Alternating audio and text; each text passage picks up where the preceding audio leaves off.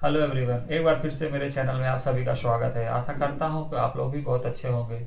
और आज हम जिस टॉपिक पे बात करना चाहते हैं, जितने भी हमारे मेडिकल लैब होते हैं उनके हर अपने अपने डिपार्टमेंट होते हैं। जैसे कि हमारे लैब के डिपार्टमेंट जैसे कि क्या होते हैं, ओपीडी एरिया, जैसे कि हमारे कलेक्शन एरिया जहाँ पे हम लोग पेशेंट आते हैं तो उनसे क्या उनका सैंपल लेना, जैसे कि ब्लड सैंपल हो गया, यूरिन सैंपल हो गया, या फिर बलगम का टेस्ट हो गया है।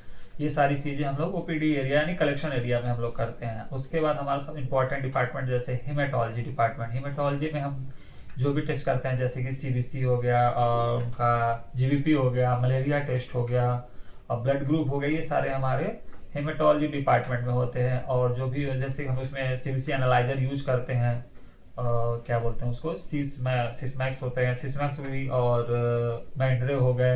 ये सारे पार्ट वाइज आते हैं, 3 पार्ट, 5 पार्ट या फिर 6 पार्ट तक के भी मशीन हमारे एनालाइजर आते हैं। इसके बाद हमारा जो लैब का सबसे इम्पोर्टेंट एरिया आता है जैसे कि बायोकेमिस्ट्री।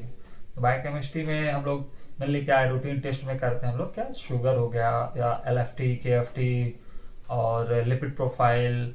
ये सारे हमारे जो क्या बोल सकते हैं उसको, रूटीन टेस्ट में हमारे आते हैं। बहुत स्पेशल भी टेस्ट आते हैं जो लोग हम लोग आउटसोर्स से या फिर हमारे लैब में अगर वो सुविधा उपलब्ध है तो हम लोग अपना कर सकते हैं, अगर नहीं है तो हम लोग उसको किसी आउटसोर्स के लैब से भी करा सकते हैं। और फिर इसके बाद हमारे जो एनालाइजर आते हैं, बायोकेमिस्ट्री एनालाइजर, जैसे कि हमारे अगर आप सेमी आटो पे काम करना चाहते हैं, सेमी आटो में हमारा बीटेक्स 350 है, और नियान कोडेन कह रहे हैं आप, उसको क्या बोलते हैं, अगापे है और अरबा है। ये सारी चीज़ जो हमारी सेमी आटो, जिसके लिए हम लोग को उस पर मैनुअल काम करना पड़ता है, ये और मैनुअल काम करना पड़ता है। इसके बाद हमारा आता है फुल्ली ऑटोमेटिक एनालाइजर, जैसे कि हमारा अरबा 200 है, 360 है। और इसके बाद हमारा माइंड्रे हो गया। अभी रिसेंटली हम लोग जिस मशीन पे काम करते हैं वो हमारा है विट्रोस 4600, जो कि हमारी ड्राई केमिस्ट्री पे पूरा बेसिस है। इसका रिपोर्ट भी बहुत अच्छे मिलते हैं। बाकी हम सारे मशीन भी अच्छे होते हैं, हम ये नहीं कह रहे हैं, बट ये मशीन हमारे लिए भी थोड़ा सा, ड्राई केमिस्ट्री है तो अच्छा है, बढ़िया मशीन होती है। रिपोर्ट थोड़ी हमारी बहुत जल्दी मिल जाती है।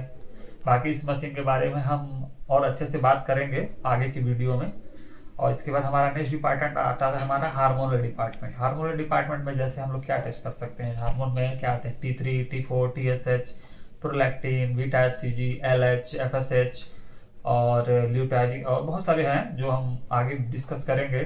इसके भी बहुत सारे एनालाइजर आते हैं। रिसेंटली हम जिस मशीन पे बात कर रहे हैं, काम कर रहे हैं, उस मशीन पे जैसे हमारा मशीन है अबाउट 1000 ES, कोई अच्छी मशीन है। उसके बाद नेक्स्ट डिपार्टमेंट हमारा आता है क्लिनिकल पैथोलॉजी। क्लिनिकल पैथोलॉजी में जैसे कि हम लोग यूरिन का टेस्ट हो गया, स्टूल हो गया, या फिर क्या बोल सकते हैं उसको, सीमेन हो गया और फ्लूइड हो गया, ये सारी चीज़ें हम लोग जो क्लिनिकल पैथोलॉजी में जांच करते हैं। और फिर नेक्स्ट डिपार्टमेंट हमारा आता है माइक्रोबायोलॉजी। माइक्रोबायोलॉजी में हम लोग क्या, ब्लड कल्चर हो गया, यूरिन कल्चर हो गया, पस हो गया, कोई बॉडी फ्लूइड्स हो गया, ये सारी चीज़ें हम लोग माइक्रोबायोलॉजी डिपार्टमेंट में करते हैं। ये सारी वीडियो पे हम लोग डिस्कस में बात करेंगे।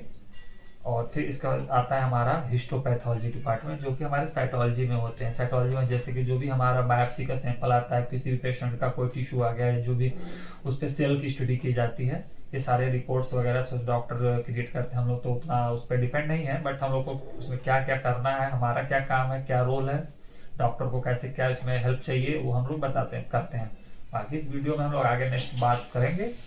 ओके, तो बने रहिए मेरे साथ नेक्स्ट वीडियो के लिए। Okay, thank you, bye bye.